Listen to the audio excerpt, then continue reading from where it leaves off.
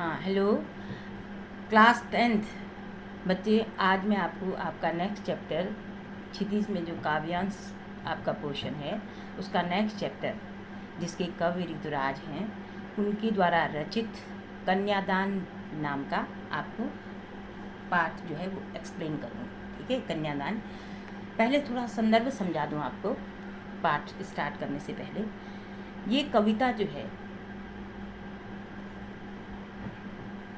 ये कविता ऋतुराज द्वारा जो रची गई है, ये उनकी गहरी संवेदनशीलता समाज के प्रति, समाज में एक बहुत बड़ी सामाजिक एक हमारी समस्या जो है कि महिलाओं का शोषण जो है उस चीज़ को व्यक्त करती है। और उसके अलावा कवि इसलिए कि इस पाठ में जो महिलाओं का परंपरागत आदर्श रूप है, ठीक है, उससे हटकर सीख दे रहा है। जैसे परंपरा के रूप से महिलाओं को शादी से पहले माताएं जो सीख देती हैं, तो उससे हटकर सीख देता है इस कविता में कवि। और बहुत अच्छी बात भी बताता है किसी महिला को अपने अधिकारों के प्रति जागरूक करने के लिए।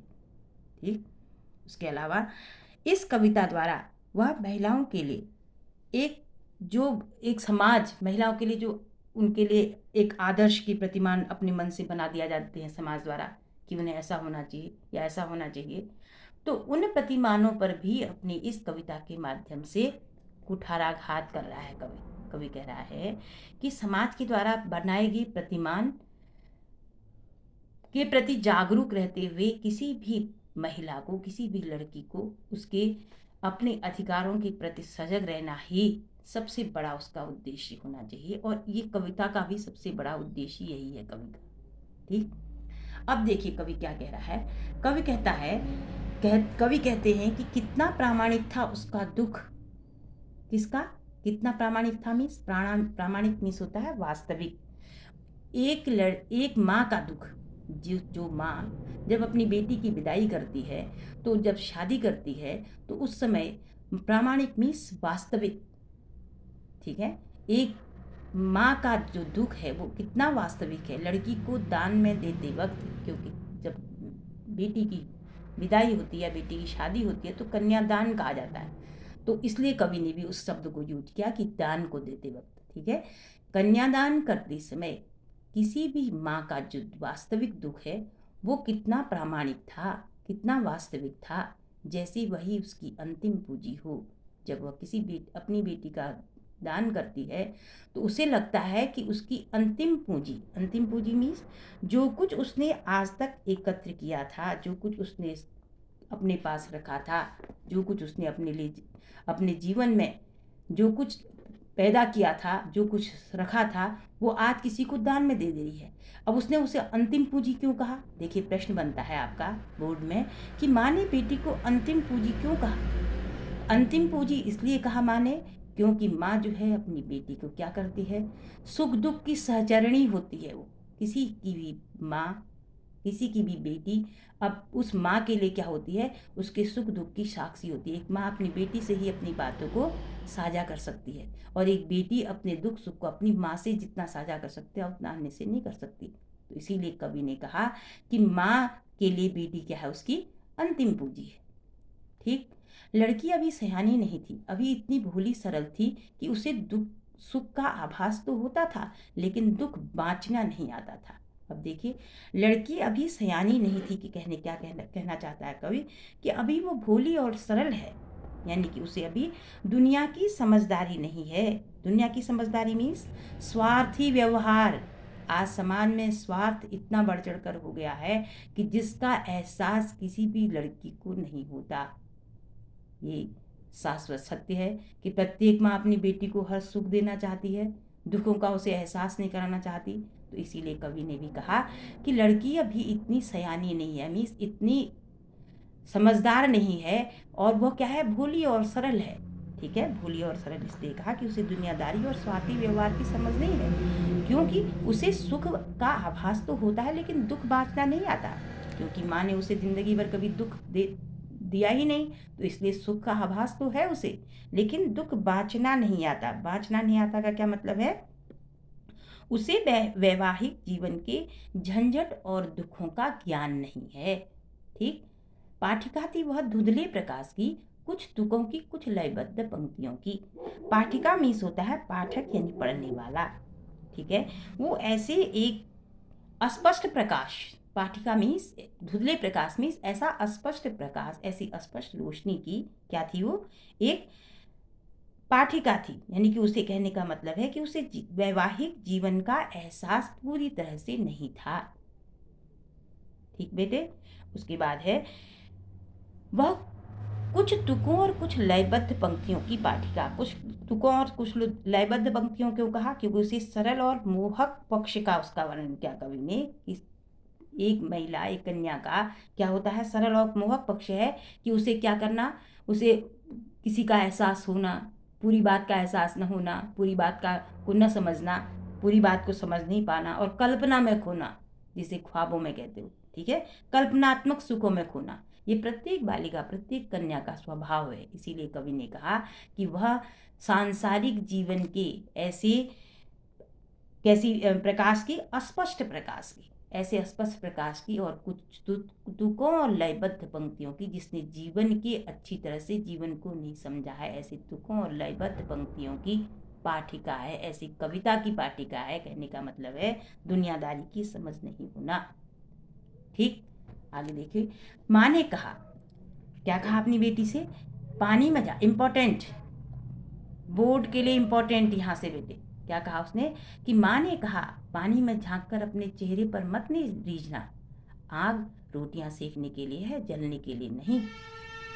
देखिए यहाँ पर माँ, मैंने अभी आपको शुरुआत में ही बताया कि परंपरागत आदर्श से रूप से हटकर अपनी बेटी को सीख दे रही है। पहले से बहुत पुराने समय में माँ अपनी बेटी को सीख देती थी कि ससुराल में सारा काम करना और किसी के ज़्यादा मुँह मत चलाना, लेकिन यहाँ पर कवि क्या कह रहा है, दूसरी परंपरागत आदर्श से हटकर सीख दे रहा है। क्या कि माँ ने कहा पानी में झांककर अपने चेहरे पर मत रीझना। ठीक है, क्या कहा अपनी बेटी से उसने कि पानी में देखने का मतलब है कि अपने रूप सौंदर्य पर बहुत अधिक खुश मत होना। ठीक है, अपने सौंदर्य पर ज़्यादा मुग्ध होकर उस पर ही लगे रहने से क्या होगा, शोषण होगा।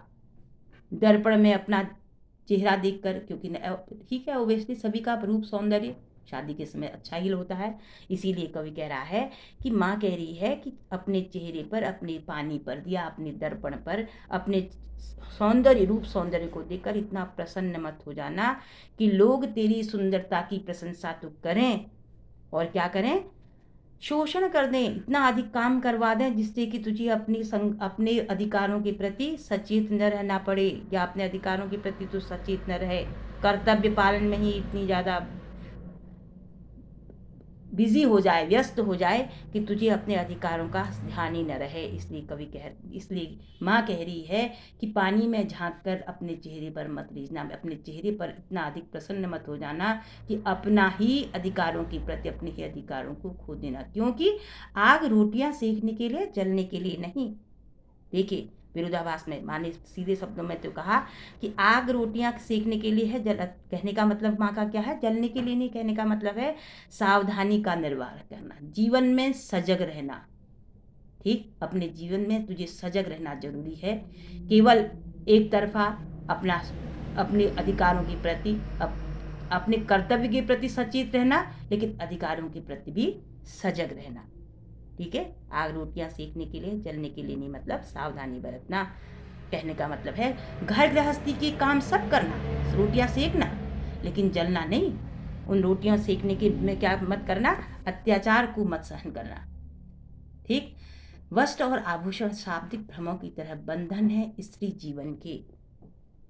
ठीक, सुंदर सुंदर वस्त्र और आभूषण क्या है, शाब्दिक भ्रम है, धोखा है। वस्त्र और आभूषण, गहने जो होते हैं वो क्या करते हैं, महिलाओं को बांध देते हैं, लड़की को बांध देते हैं, और वह इतना अधिक अपना कर्तव्य का ज़्यादा ही निर्वाह कर देती है कि अंत में क्या होता है, जब तक उसे अपने अधिकारों की समझ होती है तब तक समय निकल गया होता है। इसलिए कवि ने कहा एक माँ के रूप में कि छलावे में न रहना, घर गृहस्थी के बंधन में बांधने का जो ये वस्त्र और आभूषण हैं, ये क्या है? मोहक अस्त्र हैं, मोह लेने वाले अस्त्र हैं। इसलिए कवि ने कहा कि शब्द जाल की वास्तविकता का भ्रम खड़ा हो जाता है, जो वास्तविक चीज है उसका भ्रम खड़ा हो जाता है महिलाओं के लिए। इसलिए वस्त्र और आभूषण पर मत रीझना। और लास्ट में सबसे इंपॉर्टेंट, माँ ने कहा कि लड़की होना पर लड़की जैसी दिखाई मत देना। लड़की होना और लड़की जैसी मत दिखाई देना का क्या मतलब है? सबसे इंपॉर्टेंट प्रश्न ही बनता है यहाँ पर इसमें कि लड़की की तरह सारे गुणों से संपन्न होना।